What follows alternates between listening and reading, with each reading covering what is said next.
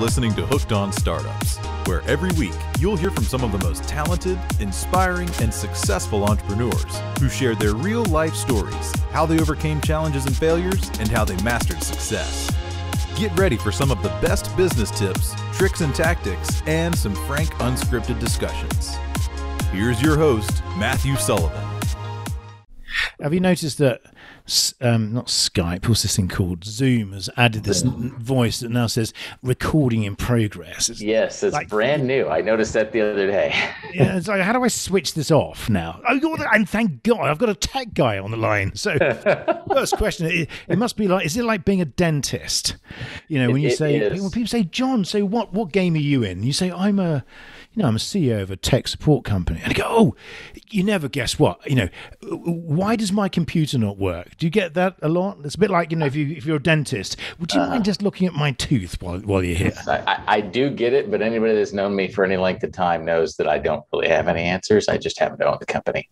So much past the turn it on and off again is about the extent of my technical trouble. I saw this great meme, or however you pronounce it, about 30 years ago, where when the tech support companies were sort of beginning to set out, one of the guys apparently was fired because having been through this hour-long consultation with this customer, at the end he said, look at the back of your computer. Do you see a black cord? And the woman said, yes. And he said, well, does it go into a socket in the wall? And she said, yes. He said, well, look, unplug it, loop it up, put it in a cardboard box, put your computer in a cardboard box and send it back to the person that you bought it from, because you should not have a computer in your house. So are you ever tempted to sort of, when you get to the end of your tether, just to sort of explain to people that sometimes you're better off with just pen and paper? The problem is not always technical. That is for sure. That's right.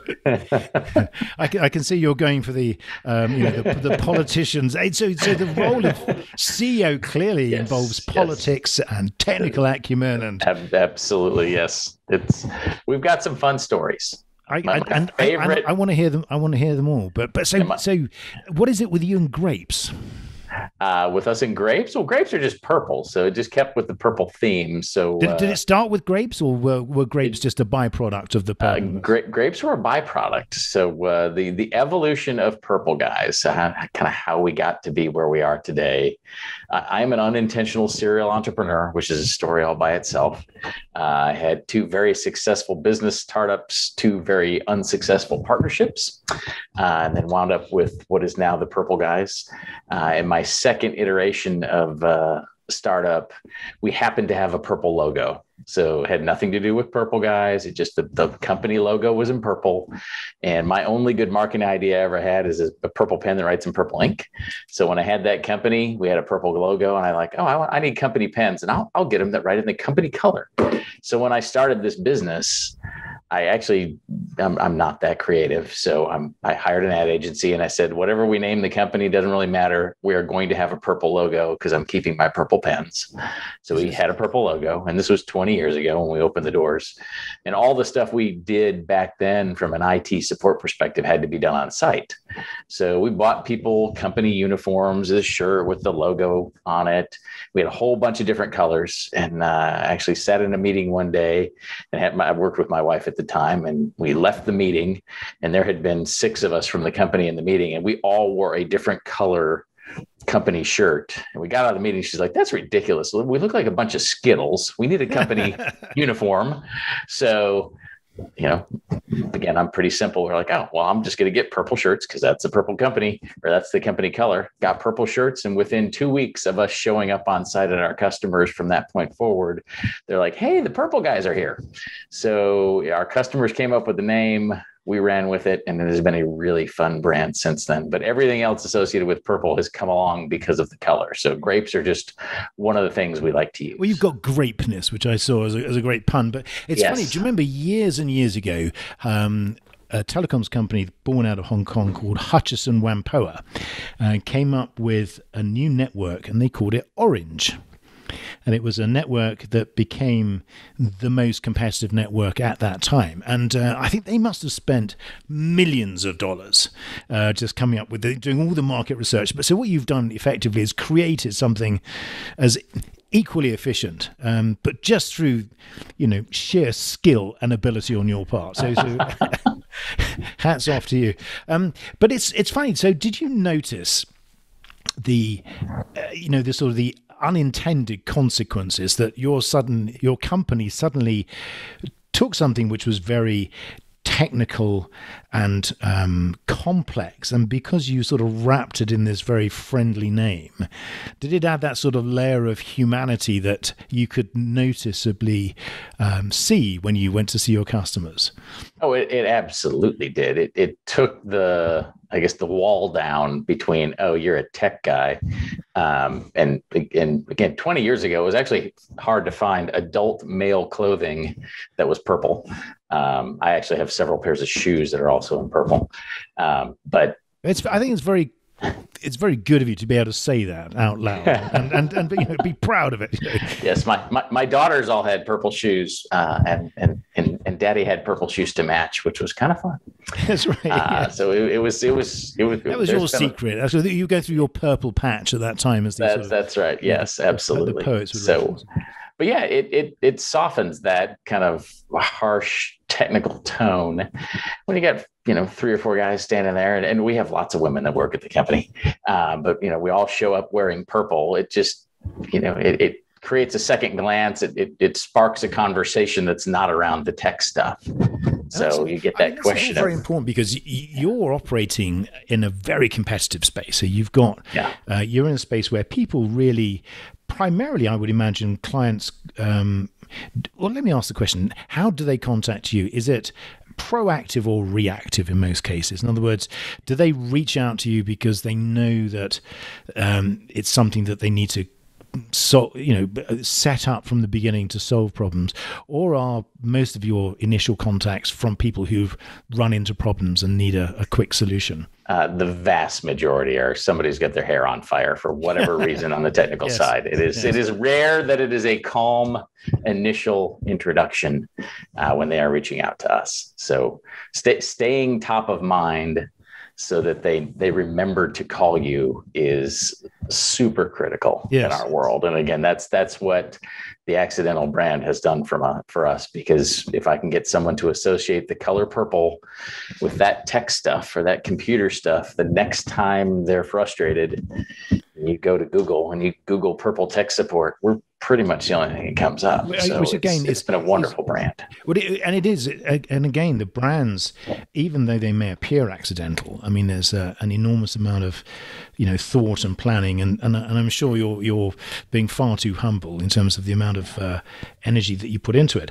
But so tell me a bit more about your background. So how did you have a long-term technical background? Did you work for other companies? Did you decide to go on your own, or was that, you mentioned you're a serial entrepreneur. Was it sort of happenstance that brought you into this space?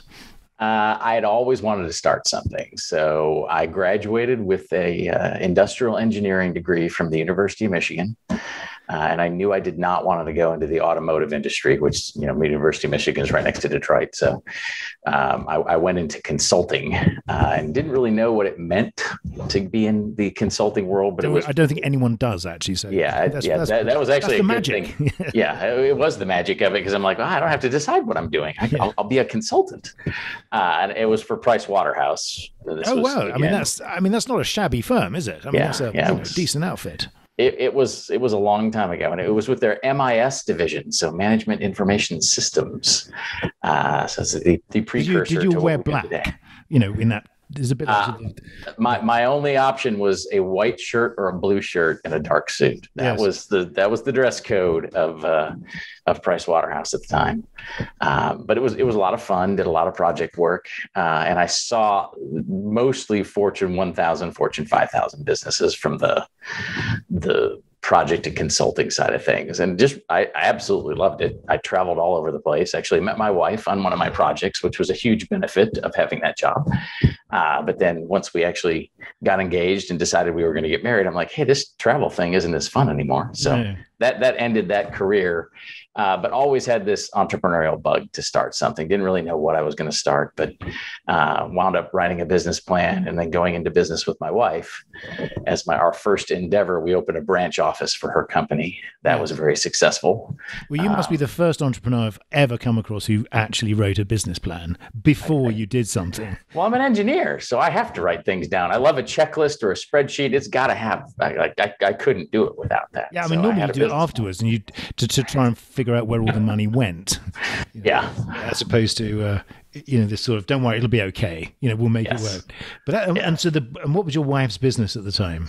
It was an IT staffing firm, so basically technical temping. Yes. So we moved. We were in Chicago at the time. We moved to Kansas City to start a branch office at that company, and it was wildly successful on the business side. And we came here in June of 1996. Yes. By October of 1996, we're on $1 million run rate just in Kansas City. So it was a rocket ship of revenue. Absolutely. It was recurring revenue month over month, $1 million run rate. That's when the owner of that company, who we went in business with, did the math on what he was going to have to pay us, because we had a 38-page operating agreement. It spelled out how we were going to split the profits from the branch. And he's like, well, you'll be the most highly paid people in the company. And I'm like, well, I'm an engineer. I did the math ahead of time. I knew how the math worked out. He's like, well, that's just not possible. So that's what brought an end to that initial endeavor. That's right. Yeah. So you've got this sort of tension between, mathematics and reality, as it were. Well, I don't care what the math says. This isn't going to work because I'm paying you too much. So it's like this sort of reality shift. We're going to change space and time. Yeah. Yes. And then, so from there, I suppose it was a natural shift, because I suppose you're seeing all of the problems that your guys are solving. Yeah. So I suppose, so did you sort of effectively moved into your own consultancy business where you're the principal and you're consulting in a very specific area? Well, the way I got into this business, so I did startup number 2. This was again in Kansas City. So we left that because he wasn't going to pay us. Started another business, and my wife's uncle was the funding. Yeah. So again, I'm a slow learner. The first time partnership was not great. Second time, I should have realized I didn't need a partner, but thought that we needed some financial backing. So we went into business with my wife's uncle. That business was again wildly successful. We did technical temping again. So this was back in the IT staffing world, and we went 0 to 10 million in 4 years. So $10 million in revenue in 4 years. The more successful we got, the worse the relationship became with my wife's uncle, to the point where we had to leave. Yeah. And the way I got introduced to what I do now was as we were going through that hockey stick crazy growth trajectory. I used to know enough, having the engineering background and coming out of the consulting world, to do some of the technical work that we do now. Okay. But realized that, hey, I've got better things as the president of the company I should be doing. So I was just going to hire somebody to bring them inside our 4 walls and take care of the tech stuff. And one of the folks that worked for me said, hey, well, I know somebody that does this part-time. You should outsource your IT support. Just hire somebody as a temp. And so I did. I hired them part-time, and they came in. I had an IT staffing firm, and I was outsourcing my IT support. And I liked the model. So when we decided to leave, which we didn't, we left.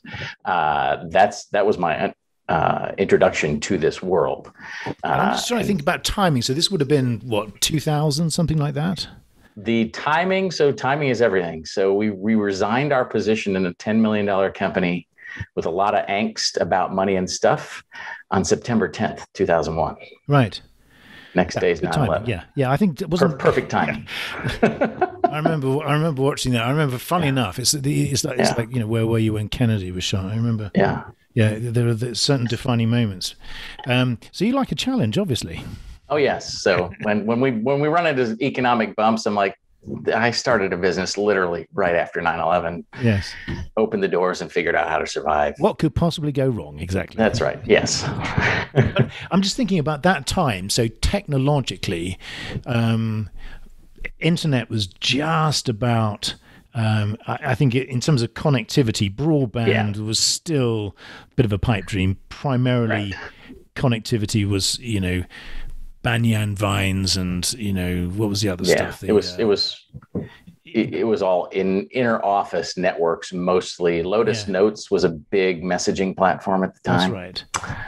And so you haven't got anything. A lot. Again, a lot of it is going to be sort of internal stuff, sort of main server breakdowns, and because I suppose you didn't have anything like the sort of number of people that were tech aware then as you do today. Yeah, is that a fair comment? Correct. It's the same but different. There's a lot of people that think they know they're tech aware, but they don't really know how the technology works. They just assume everything works perfectly. Yes. So when there is an issue, it's like, well, I know at home this always works. I'm like, well, actually, it doesn't really work always at home. You just forget the times when it doesn't work at home. Actually, you're bringing back sort of flashbacks. I'm having slight sort of PTSD from Windows 98 now, and NT and all this sort of stuff where it sort of worked. You're absolutely right. You could rely on it to sort of be unreliable. Yes, but that's you're effectively beginning your company in a space that's about to explode, because in the 2000s, that's really when technology and adoption and all these new layers of just general sort of development came in. So were you ever tempted to diversify into sort of software development or platform design, or did you just find yourself sort of snowed under with the lane that you were in? It was, I guess, just where we wound up at the time. Again, small businesses were still thriving. They still needed support. The big businesses were kind of frozen there in time for a little bit right after 9/11. So we went headfirst into the small business world. And I will tell you what made us successful, and it took me almost a year to figure this out. I thought we were in the business of providing technical support. And what I really realized was we're in the business of providing customer service around using your technology, which is really a different thing. If you hire technical folks who want to make technical things work, they really don't like to talk to people. They really just want to make sure the technical thing's working and move on. Yes. So we shifted our hiring, we shifted our focus to hire customer service oriented professionals who happen to know how to use technology. Yes. Because you ultimately do have to fix a technical issue every once in a while. But a lot of times it is more the explanation of how to use what it is you're trying to use versus there's something technically wrong with it. Yes. And I can imagine, and we all have experience of this, where you say apples and I hear bananas or something like that, where, particularly when people are trying to explain what a technical problem is. And so how did you find it?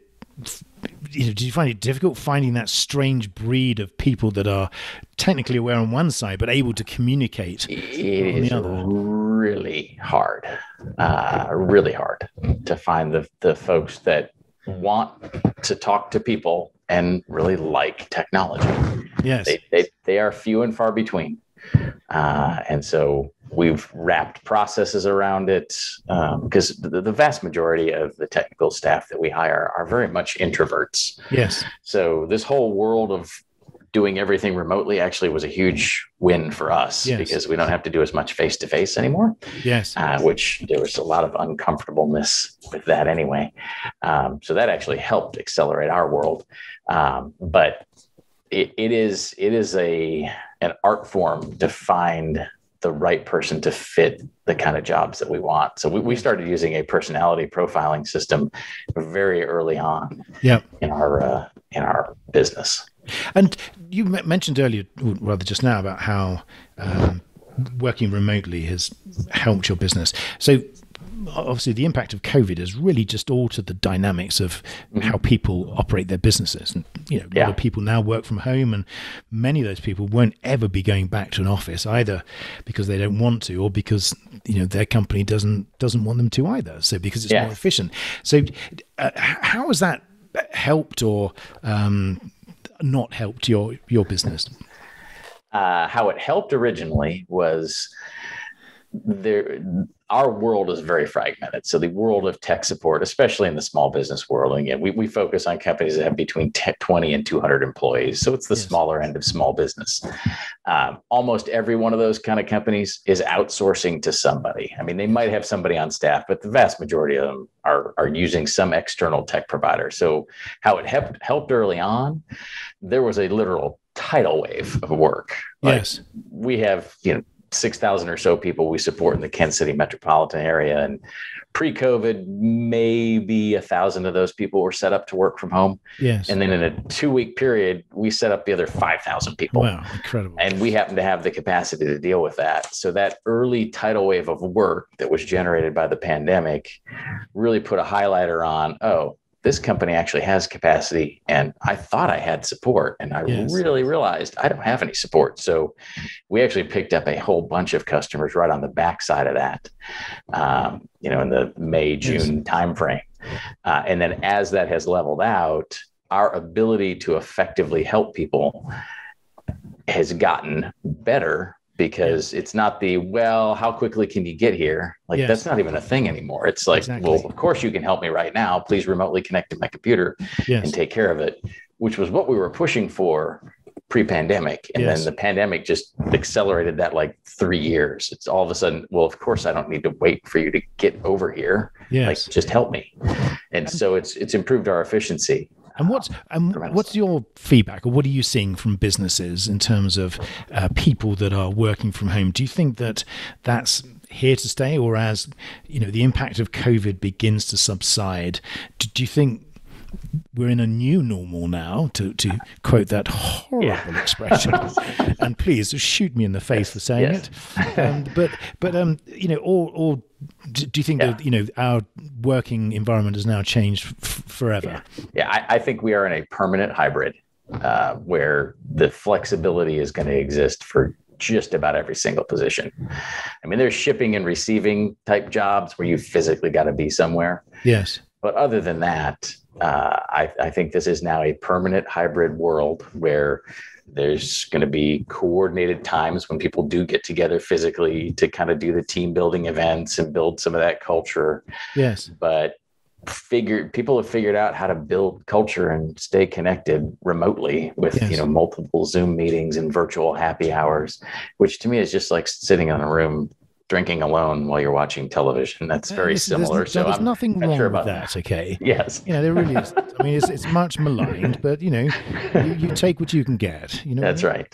But I think it's here to stay. Yeah. Yes. And so your business then, how is that going to change? Is your core business, rather than being sort of IT focused, do you see yourself being much more of a service provider where you're enabling this type of changing environment? So you've got to evolve as well, because your demands are not just technical now. They're what is the best solution? Are you moving perhaps into a vendor sort of situation? Well, the service offerings are very similar and different. There was a lot of consistency previously when, a 40-person company was most of those 40 people were inside the same four walls. So there's a consistency in terms of how do they connect to the internet, what's on their desk, what's the speed of their connection, what kind of a phone system do they use. So there's a lot of consistency. Yes. And what happened when everybody went remote is all of a sudden we had 40 different types of connection, 40 different work environments, 40 different desk setups. Did anyone actually try and connect via a modem? That's what I want to know. I did not ever hear modem. Because I missed that sound, the chirruping, and it does, Yes, so that's the sound anyway. So I digress, but so you've got that sort of change where you've got all these different moving parts now. Yeah. And so it's not just. So are you being approached now where you fix something for us before, you supported us before? Now, what the hell do we do to move our sales force into the cloud, and how do we? So, is it much more of a proactive sort of position? Yeah, it's more of that. We've had a lot of those strategic discussions over the last 18 months. Yes. Of if they were already in the cloud, they really, really saw the benefit of, that really wasn't that hard because it was already all out there and didn't matter where we were. And if they weren't in the cloud, we had a lot of discussions about what can be moved out, what physically has to stay inside the four walls and be close to machines. Like if you're in a manufacturing environment, some of that stuff has to be physically next to the devices that are out on the manufacturing floor. But the what we do and kind of that customer service aspect became even more important, because that troubleshooting, and the way I would describe it, that bedside manner of the person on the other end of the phone, or on the other side of the screen, how you're asking the questions and talking someone through of, oh yeah, your camera thing is not slid open. That's why your camera is not working. We've been there, done that a bunch of times. Yes. Same thing with the. I've never ever done that. I've never ever, apart from the times that I have, gone through everything and then just I think I'll just peel the sticker off that I put on there. Yes. But people underestimate the value of companies like yours. I don't think, let me rephrase. They don't underestimate it. The value of companies like yours is in that customer relationship, isn't it? It's not just about the provision of IT services. It's the fact that you own that relationship. If you can build that trusted status with your customer, which all of the branding and all of the people skills that you bring helps you do, then you act as the gatekeeper, don't you, to all of these other services. So people naturally will come to you and say, we need this cloud-based CRM system. Which one should we get? Yeah, we get asked that a lot. We really want to be that trusted advisor, and we've worked really hard to have that relationship. So we want to be able to talk to the individual user who's having trouble printing at home or forgot their password, or something's just running slow today. But we also want to have the conversation with the CEO and the chief operating officer on, how do you move something that's inside of your four walls out to the cloud, do it affordably, keep it secure, keep people trained on the security aspects of this, because that's the other piece that it's both annoying, but it's just part of life. Is anytime there's a catastrophe, people are going to try to take advantage of it. So the number of cyber attacks, cyber criminals, just bad stuff happening out there in the world has grown exponentially over this last year and a half. So we've had a lot of those conversations as well. Because obviously security is a big issue, as you say, because you're moving stuff out of a controlled environment. So there are also, people that will, spectacularly call people and suggest that they connect to their computer so that I can, take control of your PC and accidentally empty your bank account. So there's all of that. So I suppose really, would you say that COVID, even though it's obviously been a terrible experience for most of us, has changed the dynamics of your industry? So IT and the ability to work remotely and has become absolutely crucial now, as opposed to one of those sort of things that one had to do. Yeah, it made it hypercritical that people stayed connected, and the way they stayed connected was through the use of technology. And if their technology didn't work, they needed to be able to call somebody. So it put a huge focus on the service aspect, that service desk side of what we do. What sort of errors or standard mistakes or typical mistakes do you come across most of all when companies try and move from that previous environment where everyone was in a controlled space to move out to the cloud? What do you see that sort of happens time and time again? The things we saw very early on, and I think most people have gotten over this, but they just didn't have an adequate workspace or work environment at home. It's one thing to have a laptop and be able to take it anywhere you go. But if you're used to sitting at a desk where your laptop is plugged into two giant monitors sitting next to it and a full-size keyboard and a comfy desk, and you expect the same productivity out of someone now to operate on one tiny little screen with the little trackpad. So making sure you budget for those types of things. And I think most companies have gotten there, although we still have conversations about that. The other pieces that go with that it's the training to use the collaboration tools, and Microsoft Teams is a good one to point out. I mean, Microsoft stock has gone crazy as part of this work remotely, but teaching people how to use those communication channels. If they weren't used to using the instant messenger function that was baked in, and almost everybody had one, but they would just shout down the hall or literally get up and walk down the hall. And now they can't do that. So how do you actually use those platforms? Which really takes us back to what you said initially, where you said the business that you're in is not technology, it's getting people to use technology. Or I think if I paraphrase you, forgive me, but it's that again. So you're introducing new technologies, new ways of doing business, but it's always about people.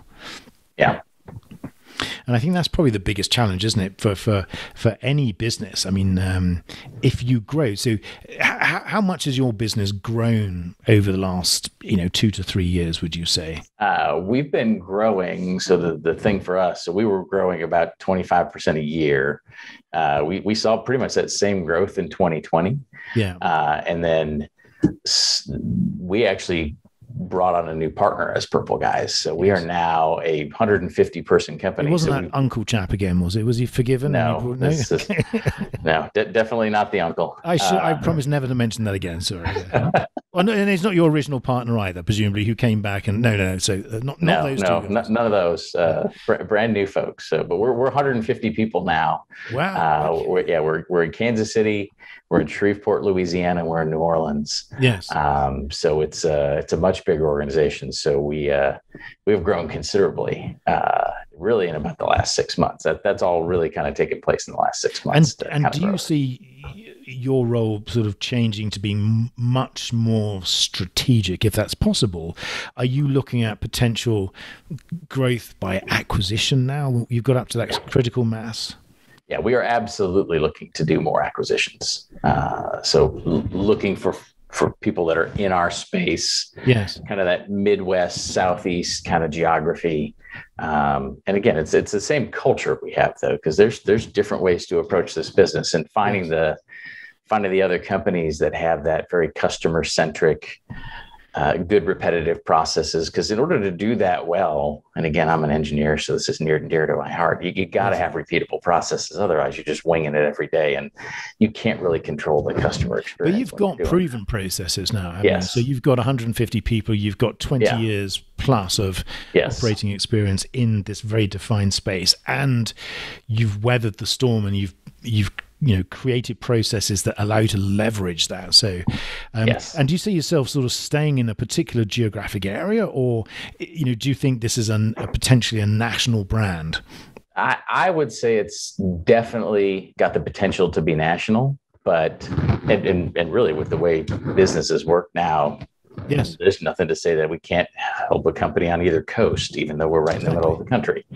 But what we'd like to see is a geographic focus, still Midwest, Southeast, Gulf South, that kind of a focus, just so we've got some critical mass in a certain area, because there still are things that we refer to it as rolling a truck. You've actually physically got to go there and touch something to fix it. But it just helps from a control standpoint. But theoretically, we could go coast to coast and provide support coast to coast right now.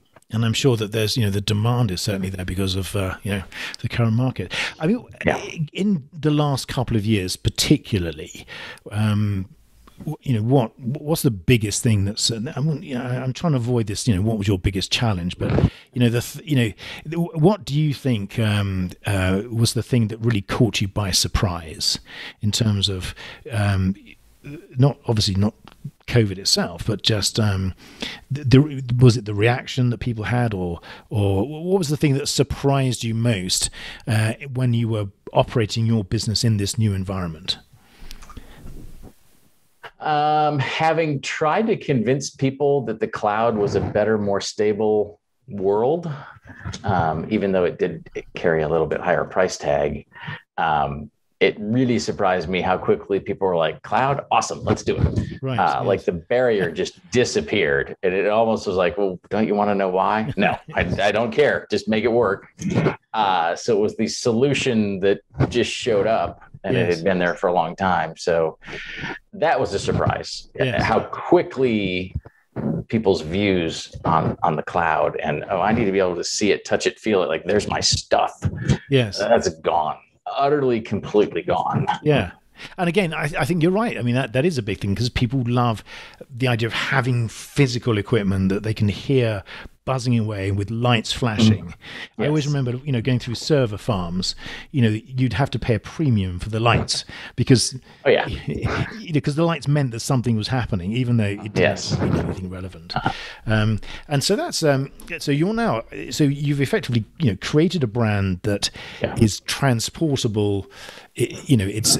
It's something that really does move seamlessly across all sorts of different states and peoples and geographies and time zones. And so how much of this success do you attribute to your engineering mindset, as opposed to this, crazy, typical entrepreneurial, ready for sort of, I would say you can grow to a certain extent. You can obviously grow a company bigger than ours, kind of flying by the seat of your pants.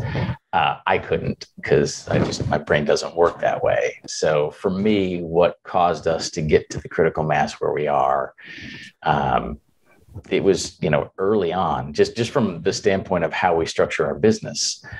I don't like the philosophy of, having to go out and win it new every month. Yes. I like recurring revenue. Our business has always been a recurring revenue business. Yes. So how we generate that recurring revenue has changed over 20 years, and what's it exactly tied to, but it has always been monthly recurring revenue. So that's part of that process thought. Yes. I used to have years and years ago, I had a couple of telecoms businesses, where we would resell minutes.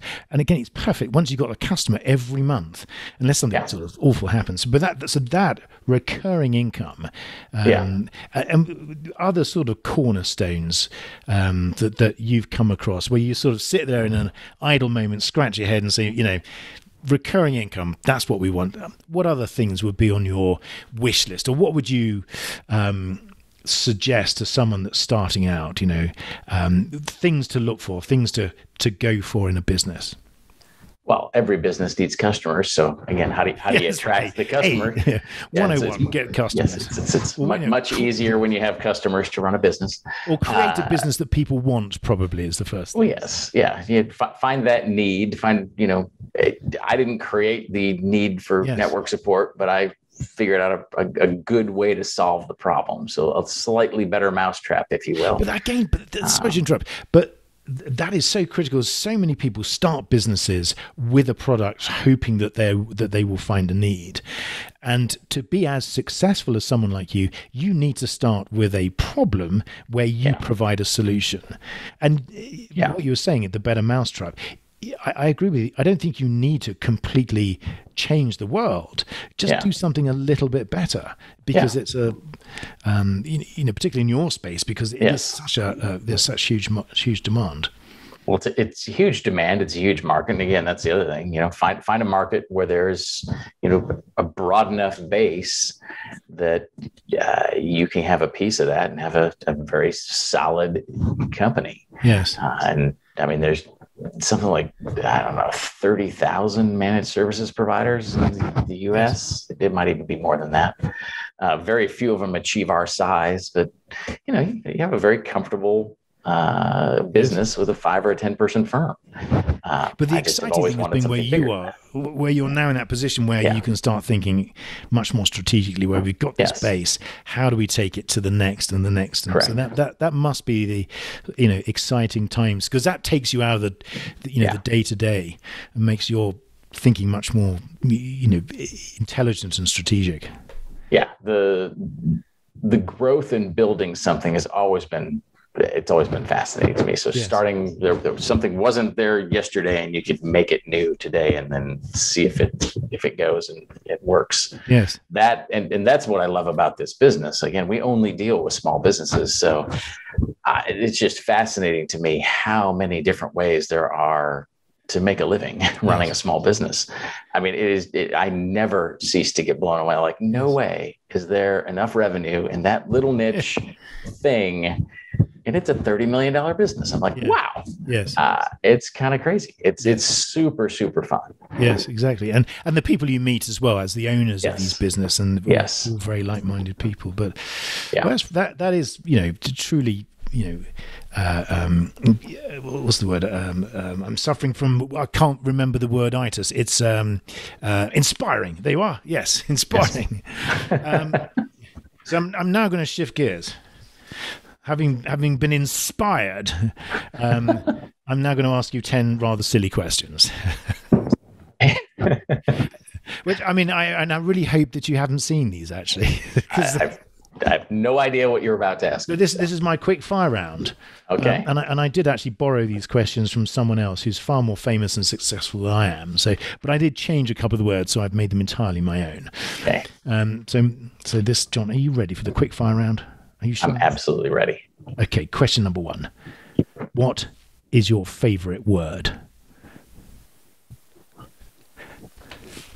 For whatever reason, onomatopoeia just came into my head. I have no idea why. Yes. That's I think you get the prize for the word with the most vowels in it. Yes.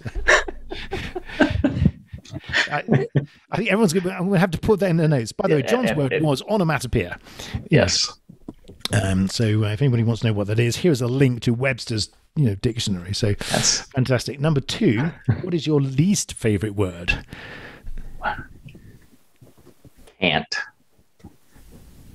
I hate can't. I was expecting something like flocky pocky nihilipification or something. No, it's like won't is a better word. Can't is almost never the right. That's the C word, isn't it? Really, that's the can't. In other words, I don't want to, or I yes, it really usually means I don't want to. It doesn't mean I can't. Yes, it's beyond me. I can't. Yes, some of that comes from being a dad. Yes. I can't take the trash out right now. Yes. I'll show you can't. Yes. Yes. Question number 3. What are you most excited about right now? Oh, I am most excited about my daughter, Gracie, who is 22 years old. She's a new homeowner, and she happens to live in Sweden. Oh. So I'm excited because I believe today the travel ban is gone, and we're going to be able to go visit her. Fantastic. Well, it is a fantastic place. Yes. So what turns you off right now?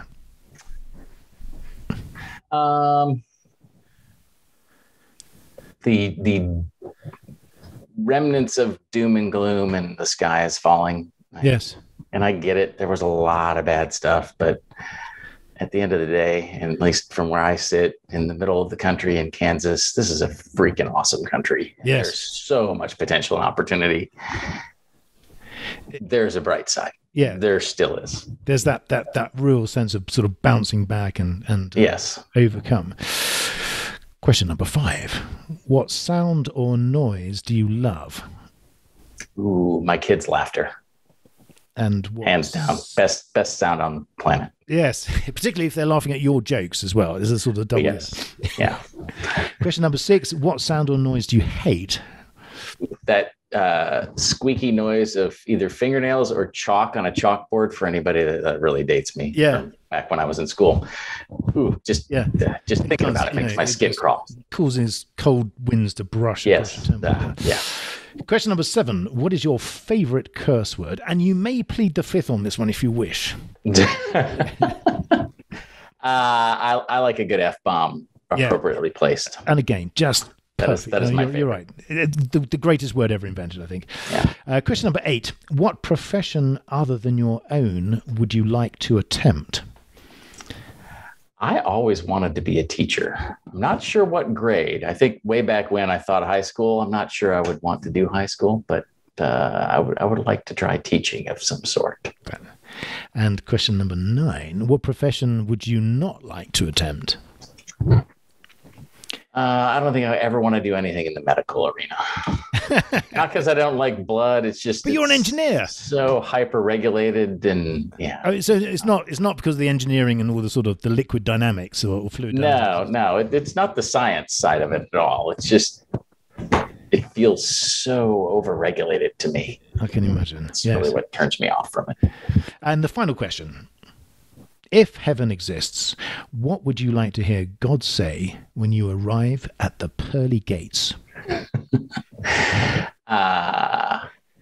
I was a faithful steward of everything he trusted me with. Fantastic. Brilliant. Well, Jon, thank you so much for being an unintended victim. I mean, a guest on the Hooked on Startups podcast. How do people get hold of you and the Purple Guys, and how they find out how they can benefit from what is clearly, a fabulous service? How do they get hold of you today, right now, this second? Right now, today, go to purpleguys.com, and it's spelled just the color purple, GUIS.com. All of our contact info is out there. We're also on LinkedIn. We do have a Facebook page as well, but primarily purpleguys.com, or our LinkedIn is Purple Guys. Wonderful. And I can guarantee that your phones will never have a down moment. That's right. Wonderful. Jon, thank you so much. And can't wait to stay in touch and follow your progress. And I will be recommending the Purple Guys to everyone I come across. Thank you. I really appreciate it. You are listening to Hooked on Startups, where every week you'll hear from some of the most talented, inspiring, and successful entrepreneurs who share their real-life stories, how they overcame challenges and failures, and how they mastered success. Get ready for some of the best business tips, tricks and tactics, and some frank, unscripted discussions. Here's your host, Matthew Sullivan.